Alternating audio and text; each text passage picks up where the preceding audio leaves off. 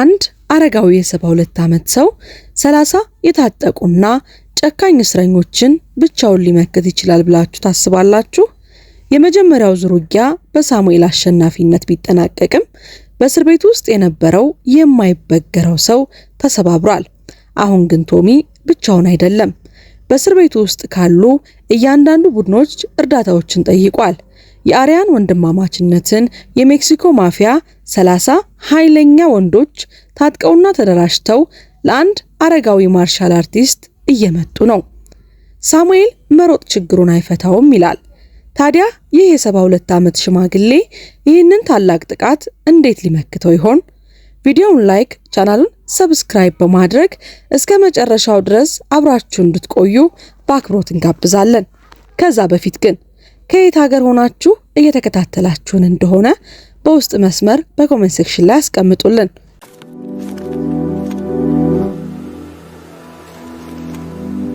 ተመልከት፣ ትላንት የሆነው ያ ነገር ያ ለሁላችንም አሳፋሪ ነበረ። በሙሉ ብሎኩ ፊት ደካማ አስመስሎናል። ይህንን መፍቀድ አንችልም አለ። ሁኔታው ይገባኛል፣ ሳሙኤል በረጋ መንፈስ መለሰ። ነገር ግን ከእናንተ ጋር ወዴትም አልሄድም። ስኔክ ፈገግ አለና ቢጫ ጥርሶቹ ታዩ። በእርግጥ እየጠየቅኩ አልነበረም ሽማግሌው ብሎ የመጀመሪያው ሰው ወደፊት ተንቀሳቀሰ። የሳሙኤልን እጅ ለመያዝ እጆቹን ዘረጋ። ቀጥሎ የሆነውን ነገር በጣም ፈጣን ከመሆኑ የተነሳ ስኔክ ነገሩን ሊገነዘበው አልቻለም። እጅግ ፈጣን ነበረ። ሳሙኤል በሰውየው ጀርባ ላይ ዞረ። እጆቹ ፈጣን እንቅስቃሴ እያደረጉ በአጥቂው አንጓ ላይ በትክክለኝነት መታው። ሰውየው ጮሆና ወደ መሬት ወደቀ። ጣቶቹ ተሰብረዋል። እናም እጆቹን አቅፎ ጮኸ። ሁለተኛው አጥቂ እየተወዛገበ ከጎን በኩል ሳሙኤልን ለማጥቃት መጣ። ሳሙኤል እጁን በፍጥነት መታው። እናም ተፈራግጦ ወዲያውኑ ተዘረረ። ስኔክ ይህንን ባየ ጊዜ ሁሉንም ነገር ማመን አቅቶት ወደ በሩ አፈገፈገ። ሁለቱ የቶሚ ምርጥ አጥቂዎች ተዘርረዋል። የማህበራዊ ዋስትና ማለትም የጡረታ ገንዘብ መቀበል ባለበት በሚመስል ሰው 10 ሰከንድ ባልሞላ ጊዜ ውስጥ የቶሚ ምርጥ ሰዎች መሬት ላይ ወደቁ። ይህ አላበቃም። ስኔክ የቆሰሉ ጓደኞቹን እግራቸውን ይዞ እየጎተተ እየረዳቸው ቶሚ ላንተ እቅድ አሉት፣ ትላልቅ እቅዶች ያበቃልሃል አለው። ሳሙኤል ሸሚዙን እንደገና እያስተካከለ ለቶሚ የት እንደሚያገኘኝ ንገረው ሲል ለስኔክ ነገረው። በቤተ መጻሕፍት ውስጥ ሆናለሁ፣ በዛም እጠብቀዋለሁ አለ። ቤተ መጻሕፍቱ በዚህ የኮንክሪት ሲኦል ውስጥ የሚገኝ ትንሽዬ ገነት ሆኖታል ለሳሙኤል ማለት ይቻላል። ሳሙኤል አብዛኛውን ጊዜ በዛ ይኖራል፣ እዛም ይገኛል። መጽሐፍቶቹ አብዛኛውን ጊዜ በቤተ ክርስቲያናት በህብረተሰብ ቡድኖች የተለገሱ ናቸው። እናም ይህንን የኮንክሪት ግድግዳ ሞልተውታል። እጅግ በርካታ መጽሐፍቶች በዛው አሉ። ባለፉት ዓመታት የሳሙኤል ምርጫ የተለየ ነበረ። ከፍቅር ልቦለዶች እስከ ፍልስፍናና ቴክኒካዊ መመሪያዎች ድረስ ሳሙኤል ጀርባውን ወደ ግድግዳው አድርጎና ሁሉንም መግቢያዎች በግልጽ ማየት የሚችልበትን ማዕዘን ጠረጴዛው ላይ አግኝቶ መርጦ ተቀመጠ። ቤተ መጻሕፍቱ ጠባቂ ወይዘሮ ቼን ትባላለች። እጅግ የለሰለሰ ድምፅ አላት። በሪቨርሳይድ ከ15 ዓመታት በላይ የሰራች፣ እስረኞች ሲመጡና ሲሄዱ ያየች ነች። እጅግ በጣም ብዙ አይነት ባህሪ ያላቸውን እስረኞች አይታለች። ሞገደኛ፣ ጀብደኛ፣ አስፈሪ፣ አሳዳጆችን እንዲሁም ጸባያቸውን በእጅጉ አሻሽለው ፍርድ ለሚቀነስላቸው እስረኞችም ምስክር ሆና ቆማለች። ስለ አረጋዊው ሰው ግን የሆነ ነገር ይስባታል። ማለዳውን የፍልስፍና መጽሐፍት በማንበብ የሚያሳልፈው ሰው እዚህ ካሉት አብዛኞቹ ወንዶች የተለየ ነበረ። ሳሙኤል የምስራቃዊ ፍልስፍና መጽሐፍን ወደ መመለሻ ሳጥኑ ሲመልስ ተመለከተችው። ሁላችንም የተለየነን ወይዘሮ ቼን ብሎ ተናገራት። እስር ቤት እነዚያን ልዩነቶች የሚደበቁበትን ማስመሰያዎች ብቻ ነው የሚገፋው። አሁን ልዩነታችንን፣ ሚስጥራችንን በዚህ መደበቅ አንችልም አላት። እናም እሷ እንደተማረ ሰው ነው የምታወራው። ለመሆኑ ወደዚህ የተረገመ ቦታ ለምን መጣህ? ሳሙኤል ከመደርደሪያው ላይ ሌላ መጽሐፍት መረጠ። የተበላሸውን የመጽሐፍት ሽፋኖች በጣቶቹ እያሻሸ መጥፎ ምርጫዎችና ጥሩ ዓላማዎች ወደዚህ ቦታ የሚወስደው መንገድ በሁለቱም የተገነባ ነው። ውይይታቸው ሌሎች እስረኞች ወደ እነሱ ስለመጡ ተቋረጠ። ሳሙኤል ወዲያውኑ አስተዋላቸው። ከቶሚ መደበኛ ቡድን ውጭ የሆኑ የማያውቃቸው ወንዶች በውስጥ ለመፍታት ወደ ትልቅ ችግር ያደገው ነገር ለመያዝ ከሌላ ብሎክ የመጡ ገንዘብ ተከፍሏቸው ሳሙኤልን ለመደብደብ የመጡ ጉልበተኞች ናቸው። ወይዘሮ ቼን ውጥረቱን ተገነዘበች። ለሳሙኤል ምናልባት መሄድ አለብህ ብላ በሹክሹክታ ነገረችው። ጠባቂዎችን መጥራት እችላለሁም አለች። አያስፈልግም አላት ሳሙኤል ቀስ ብሎ። ይህ ሁሉ ጊዜ ሊሆን የነበረ ነው አለ። የተሻለ ነው፣ እንዲያውም ከነሱ የተሻለ አላት። እነዚህ ገንዘብ የተከፈላቸው ጉልበተኞች በንጹህ መገኘት አያውቁም። የማስፈራራት ልምድ ባላቸው ወንዶች ኩራት ቀረቡ። እጅግ ያስፈራሉ። መሪያቸው እንደ ዛፍ ክንድ ያሉና እጅግ የፈረጠሙ እጆች አሉት።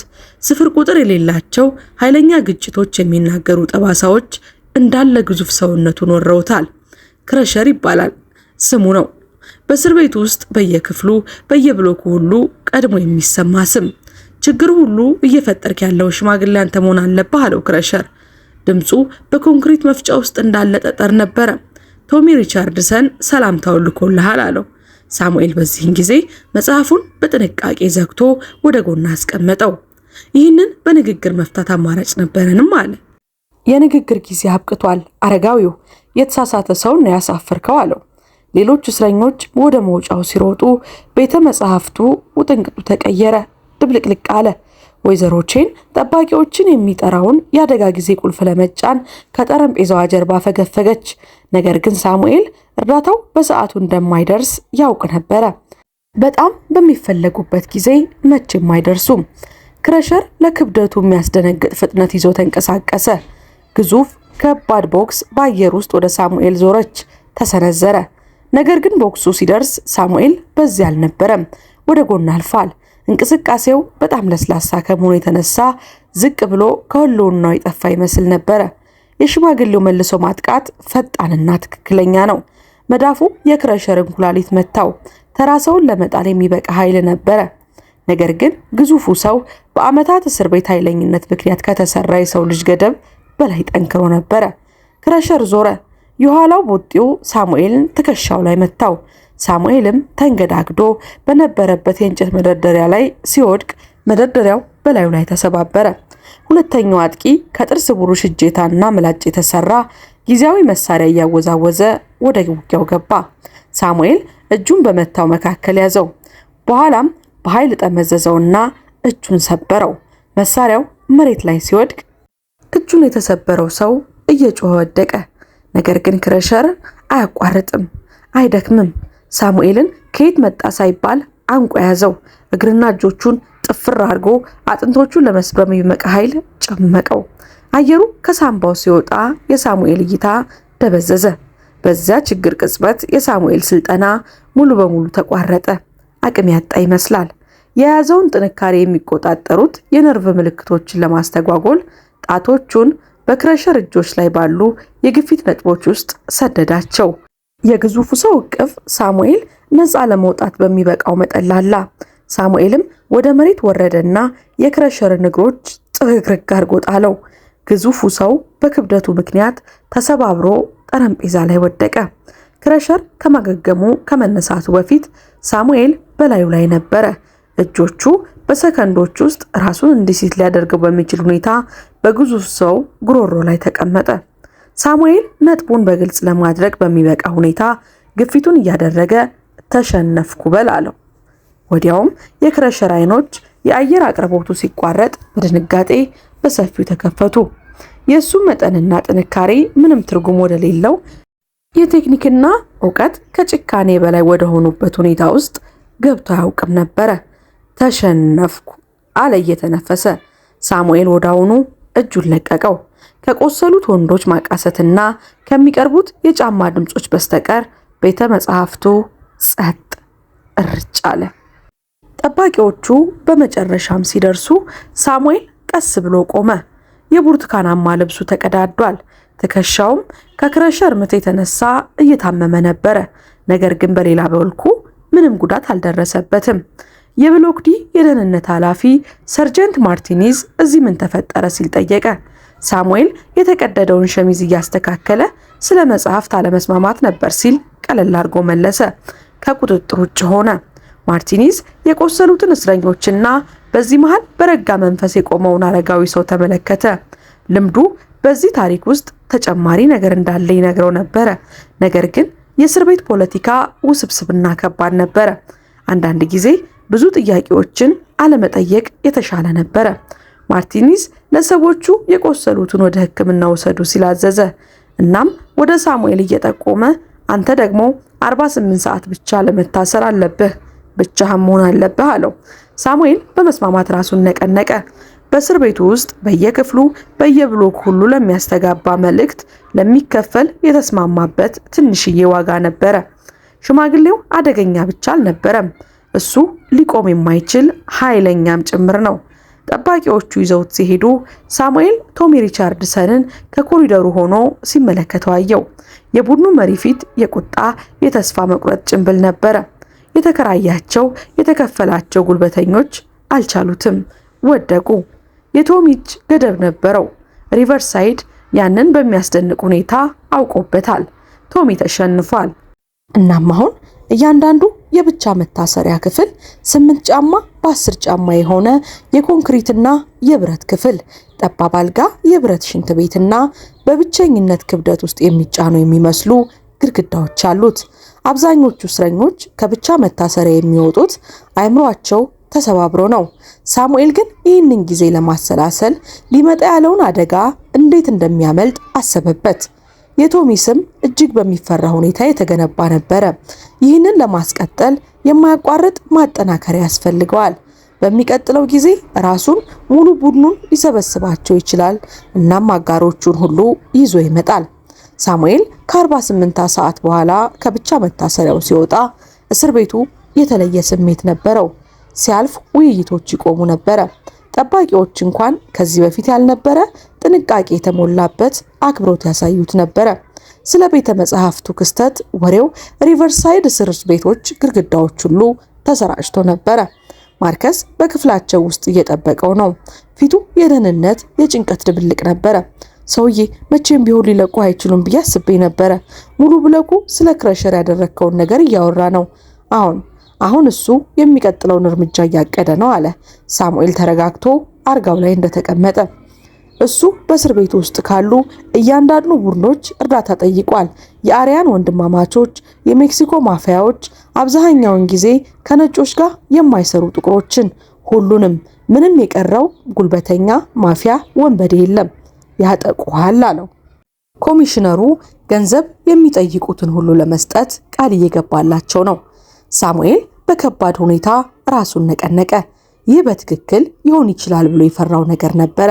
ራሱን መከላከል ቀለል ያለ ጉልበተኝነት ሁኔታውን ሙሉ እስር ቤት ውስጥ ሊያፈርስ ወደሚችል ነገር አሳድጎታል። እናም ስንት ሰዎች ነው የተሰበሰቡት ብሎ ጠየቀው። 20 ምናልባትም 30። ሁሉም ምንም የሚያጡት ነገር የሌላቸው እጅግ ከባድ አደገኛ ማፊያዎች ናቸው። ሳሙኤል አይኖቹን ጨፍኖ ለብዙ አስርተ ዓመታት በማስተማርና በማሰልጠን ውስጥ የረዳውን የመረጋጋት ኃይል ለማግኘት ሞከረ። ነገር ግን ወደ ሪቨርሳይድ ከመጣ ጀምሮ ለመጀመሪያ ጊዜ የእውነተኛ ጭንቀት በትከሻው ላይ ወረደ። እውነተኛ ጭንቀት ተሰማው። 30 ኃይለኛ ወንዶች ታጥቀውና ተደራጅተው ጊዜውን በሰላም ለማሳለፍ ለሚፈልግ አንድ አረጋዊ ማርሻል አርቲስት እየመጡበት ነው። በሁሉም ስልጠናውና ልምዱ እንኳን ሳሙኤል አንዳንድ ውጊያዎች በክህሎት ብቻ ሊሸነፉ እንደማይችሉ ያውቃል። ጥያቄው ሊመጣ ያለውን ነገር መትረፍ ይችል እንደሆነ አልነበረም። ጥያቄው በሂደቱ ውስጥ ስንት ሌሎች ሰዎች እንደሚጎዱና የራሱን ቦታ ይዞ መቆም ሌሎችን ሊከፍሉት የሚችሉትን ዋጋ የሚመጥን እንደሆነ ነበረ። በዚያ ምሽት ወሬው በየክፍሉ ሁሉ ሲሰራጭ ሳሙኤል ነገን ለማስወገድ እየሞከረ ያለውን ማዕከል እየመጣ እያወቀ በአልጋው ላይ በጸጥታ ተቀመጠ። ሹክሹክታዎቹ ስለ ቶሚ እያደገ ስላለው ህብረቱ፣ አጋርነቱ ብቻ ሆነ። በሪቨርሳይድ እስር ቤት ታሪክ ውስጥ ይህ ትልቁ የተቀናጀ ጥቃት ተብሎ በሚጠራው ነገር ለመሳተፍ ከተስማሙት የእስር ቤቱ እያንዳንዱ ማዕዘን የመጡ አደገኛ ሰዎች ስሞችን ነገረው። ማርከስ በትንሹ ክፍላቸው ውስጥ በጭንቀት ይመላለሳል። አልፎ አልፎም ወደ ሳሙኤል በፍርሃት በአድናቆት ይመለከት ነበረ። እናም ቆይቶ አላስቻለውም። ሰውዬ ቶሚ ምንም የሚያጡት ነገር የሌላቸውን ሰዎች ነው የሰበሰበው። አስፈሪ ነው። ለምን ጥበቃ የሚደረግለት እስራት አትጠይቅም? ከዚህ ውጣ ብሎ መከረው። ሳሙኤል በጠባቡ ፍራሹ ላይ ካደረገው የማሰላሰል አቀማመጥ ቀና ብሎ ተመለከተና መሮጥ ችግሩን አይፈታውም ማርከስ፣ ወደ ሌላ ቦታ ይወስደዋል እንጂ። ነገር ግን ይህ ያንተ ውጊያ አይደለም፣ አይዞህ አትፍራ አለው። ቶሚ ቁርሴን መሬት ላይ ሲደፋብኝ ላለመፍቀድ በወሰንኩበት ጊዜ ያኔ ውጊያው ተጀመረ ሲል መለሰ። ሳሙኤል በረጋ መንፈስ ይህ ጦርነት ነው። ከዚያን ጊዜ ጀምሮ የሆነው ነገር ሁሉ የዛ የምርጫ ውጤት ነው። የሽማግሌው ጣላት ማርከስ መመላለሱን እንዲያቆም የሚያደርግ ክብደት ነበረው። በሳሙኤል ድምፅ ውስጥ የሆነ ነገር ነበረ። ከዚህ በፊት የማይቻሉ ሁኔታዎች ውስጥ ተጋፍጦ መውጫ መንገድ ካገኘ ሰው ጋር የመጣ እርግጠኝነት። ሳሙኤል ለአንድ ረጅም ቅጽበት ጸጥ አለ። አይኖቹ ሩቅ እያዩ በእርግጥ 30 ሰዎችን መግጠም የምትችል ይመስልሃል? አለው ወጣቱ። ሳሙኤልም መለሰ፣ ወጣት በነበርኩበት ጊዜ እችል ነበረ። እድሜ ትናንትናህን ያስተምርሃል። ነገር ግን አንዳንድ ጊዜ የምትዋጋው ማሸነፍ እንደምትችል ስለምታስብ አይደለም። የምትካረገው ነገር የምትከፍለው ዋጋ ትክክለኛ ስለሆነ ነው አለ። ማለዳው ከማዕበሉ በፊት እንደ ጭጋግ ወገግ አለ። በብሎክ ዲ ላይ በሰፈነው ጸጥታ እንግዳ እጅግ ያስፈራል። ሳሙኤል እንደ ሁል ጊዜው በጧት ተነሳ። ነገር ግን ዛሬ የተለየ ስሜት ነበረው። አየሩ ራሱ እጅግ የሚያስፈራ ወፍራም ውጥረት ይዟል። ጠባቂዎቹ እንኳን ሳይቀሩ በጭንቀት ላይ ናቸው። መደበኛ ባህሪያቸው በንቁ ጥበቃ ተተክቷል። ማርከስ ሊተኛ አልቻለም። አይኖቹ በየጥቂት ደቂቃዎች በክፍሉ በር ላይ ይመለከታሉ። ዛሬ እየመጡ ነው አለ በሹክሹክታ። ሁሉም ያውቁታል። ሙሉ እስር ቤት ትንፋሹን ይዟል። ሳሙኤል በቀስታ ራሱን ነቀነቀ። ለወራት በየጠዋቱ ያደረገው የነበረውን ተመሳሳይ ትክክለኛ እንቅስቃሴ ማድረግ ጀመረ። ብርድ ልብሱን አጣጥፎ ማስቀመጠ። ለማለዳው ቆጠራ የየክፍሎቹ በሮች ሲከፈቱ የተለመደው የእግር ድምጽና የማጉረምረም ድምጽ ባልተለመደ ጸጥታ ተተክቷል። እስረኞቹ ፈንጂ የሆነ ነገር ሊከሰት እንደሆነ በመገንዘባቸው ራሳቸውን ዝቅ አድርገው በጥንቃቄ ይንቀሳቀሳሉ፣ ይመለከታሉ። በጣም ጨካኝ የሆኑት ወንጀለኞች እንኳን ከነገሮች መራቅ ያለባቸው መቼ እንደሆነ ጠንቅቀው ያውቃሉ። ሳሙኤል በተለካ እርምጃ ወደ ምግብ አዳራሹ ተራመደ። አተነፋፈሱን የሚቆጣጠረው በአይምሮ ውስጥ ነው። በመቶዎች የሚቆጠሩ አይኖች በሱ ላይ እንዳሉ ሲሰማው አንዳንዶቹ በጉጉት ሌሎቹ በፍርሃትና ከጥቂቶቹ በላይ ደግሞ ደም ለመመልከት የቋመጡ ናቸው። የምግብ አዳራሹ ፍንጣሪ የሚጠብቅ የባሩድ በርሚል ይመስል ነበረ። ቶሚ በተለመደው ጠረጴዛ ላይ ተቀመጠ። ነገር ግን ዛሬ ብቻውን አልነበረም። በዙሪያው ያሉት ፊቶች ስለፈጠረው እያንዳንዱ አጋርነት፣ ስለጠየቀው እያንዳንዱ እርምጃ፣ ስላደረገው እያንዳንዱ ዛቻ ታሪክ ይናገር ነበረ። የስዋቲካ ንቅሳት ያላቸው የአርያን ወንድማማችነት ወታደሮች፣ የሞቱ አይኖች ያሏቸው የሜክሲኮ የማፊያ አስፈጻሚዎችና ለግዛት ክብር ሲሉ ለቶሚ ቡድን ያላቸውን የተለመደ ጥላቻ ወደ ጎን የተዉ ጥቁር ቡድኖች። ሳሙኤል ትሪውን ይዞ በክፍሉ መሃል ባዶ ባለው ጠረጴዛ ላይ ተቀመጠ። ማዕዘን አልተደበቀም። ከጠባቂዎች አጠገብ ጥበቃ አልፈለገም። በትክክል መሃል ላይ ሁሉም ሊያዩት በሚችሉበት የሚሮጥበት ቦታ በሌለበት። ጥቃቱ ያለምንም ማስጠንቀቂያ መጣ። የቶሚ ምልክት ረቂቅ ነበረ፣ የራሱን በጥቂቱ መነቅነቅ ብቻ። ነገር ግን ውጥረትን ፈጠረ። ከምግብ አዳራሹ ጠረጴዛዎች ላይ ወንዶች ተነሱ። በትሪው ቁርስ ላይ በጸጥታ ወደ ተቀመጠው አረጋዊው ሰው በተቀናጀ ትክክለኝነት ተንቀሳቀሱ። ቀጥሎ የሆነው ነገር በሶስት ግዛቶች ባሉ እስር ቤቶች ውስጥ ዛሬም ድረስ ለብዙ አስርት ዓመታት በሹክሹክታ ይወራል። የመጀመሪያው አጥቂ የቢላዋ ውርወራ አደረገ። ነገር ግን ቢላዋው ግድግዳው ጋር ሄዶ ተሳካ። ሳሙኤል ወደ ጎን ሲያልፍ መዳፉ ሰውየውን ወዲያውኑ ጣለው፣ መታው። እናም ትክክለኛ ቦታ ስለነበረ መሬት ላይ ሄዶ ተዘረረ።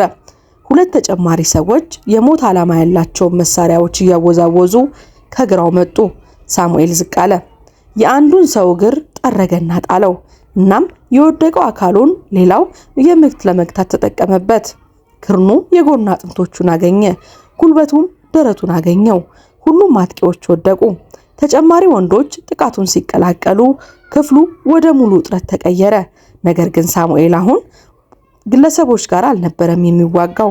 ቁጥራቸውን በእርሱ ላይ በመጠቀም ጥቃታቸውን የራሳቸውን አጋሮች ወደሚጥል መሳሪያ መቀየር ከራሱ ከቡድን ጋር ከነበረው የሚዋጋ ይመስል ነበር። ብቻውን ሆኖ እንደ ብዙ እንቅስቃሴዎቹ በኃይለኝነት የተጻፉ ናቸው። እያንዳንዱ ቴክኒክ ያለምንም እንከን ወደሚቀጥለው ይሄዳል። የ10 ዓመታት ስልጠና ለውጊያ ብቻ ሳይሆን ክህሎት እጅግ በጣም ብዙ የሆኑ ሁኔታዎችን የሚጋፈጥበትን ጽናት፣ ስነ ስርዓትን፣ ግንዛቤ አሸናፊ ሆኖ ለሚወጣበት ለዚህ ትክክለኛ ቅጽበት አዘጋጅቶታል። ጠባቂዎቹ ከአመጽ መከላከያ መሳሪያዎች ጋር ፈጥነው ገቡ። ነገር ግን ከዚህ በፊት አይተውት የማያውቁት ነገር አገኙ። የቆሰሉና የተሸነፉ ወንበዴዎች፣ አጥቂዎች በሞሉበት መሃል በረጋ መንፈስ የቆመ አንድ አረጋዊ ሰው። ሳሙኤል የብርቱካናማ ልብሱ ተቀዳዷል። ነገር ግን ምንም ጉዳት አልደረሰበትም። አተነፋፈሱ ቀጥ ያለ፣ እጆቹ ምንም ያልሆነ ነበረ። ቶሚ በተገለበጠበት ጠረጴዛዎች አጠገብ ራሱን ስቶ ተኝቶ ነበረ። ታላቁ አጋርነቱ፣ ታላቁ መሪ ቶሚ ከስሙ ጋር አብሮ ተሰባብሯል። የክፍል ብሎክ ዲ ንጉስ በሌላ ቡድን መሪ ሳይሆን ሊፈራ ፈቃደኛ ባልሆነ የ72 ዓመት ሰው ከስልጣኑ ተወግዷል። በሚቀጥሉት ሳምንታት ሳሙኤል ዋሽንግተን በሪቨርሳይድ ግዛት ማረሚያ ቤት ግድግዳዎች ውስጥ ታሪክ ሆነ። ስልጣን ወይም ቁጥጥር ስለፈለገ ሳይሆን እውነተኛ ጥንካሬ ከስነ ስርዓት እንደሚመጣ፣ እውነተኛ ኃይል ከውስጥ ሰላም እንደሚፈስና አንዳንድ ጊዜ በክፍሉ ውስጥ በጣም አደገኛ ሰው ትንሹ የማስፈራሪያ ገጽታ ያለው ሰው መሆኑን ስላሳየ ነው። ቀሪውን የቅጣት ዘመኑን ያለምንም ክስተት አሳለፈ። ቤተ መጻሕፍቱ ውስጥ የማሰላሰል ትምህርቶችን እያስተማረ እናም ለወጣት እስረኞች ከኃይለኝነት ባለፈ መንገድ እያሳየ የመፈቻው ቀን በመጨረሻም ሲደርስ ሳሙኤል በእነዚያ የብረት በሮች በገባበት ተመሳሳይ መንገድ ወጣ። በጸጥታ ክብርና በማይንቀሳቀስ መረጋጋት። ከጀርባው የተተወው የትምህርት እያንዳንዱ የክፍል ብሎክ ውስጥ አስተጋባ። አንድ ሰው በገጽታው መቼም ቢሆን አትፍረዱ፣ ምክንያቱም ከለስላሳ ገጽታ ጀርባ ምን አይነት ኃይለኝነት እንዳላት ታውቁም ብሎ አስተምሯቸዋል። አንዳንድ ጊዜ ታላላቅ ተዋጊዎች ምርጫ እስኪጠፋ ድረስ ላለመዋጋት የሚመርጡት ናቸው። ውድ የአበናብ ክሮኒክልስ ቤተሰቦቻችን ለዛሬ ያዘጋጀንላችሁ ታሪክ ይህንን ይመስል ነበረ። ይህንን ድንቅ እውነተኛ ታሪክ ከወደዳችሁት ቪዲዮን ላይክ ማድረጋችሁን፣ ለወዳጅ ዘመዶ ማጋራትዎንና እንዲሁም ለቻናላችን አዲስ ከሆናችሁ ሰብስክራይብ ማድረጋችሁን ፈጽሞ አትዘንጉ። ከዚህ ቀደም የሰራናቸውን ፕሮግራሞች በቻናላችን ገብታችሁ እንድትመለከቱ እየጋበዝን እኛ ከወዲሁ ተሰናበትን። መልካም ቆይታ።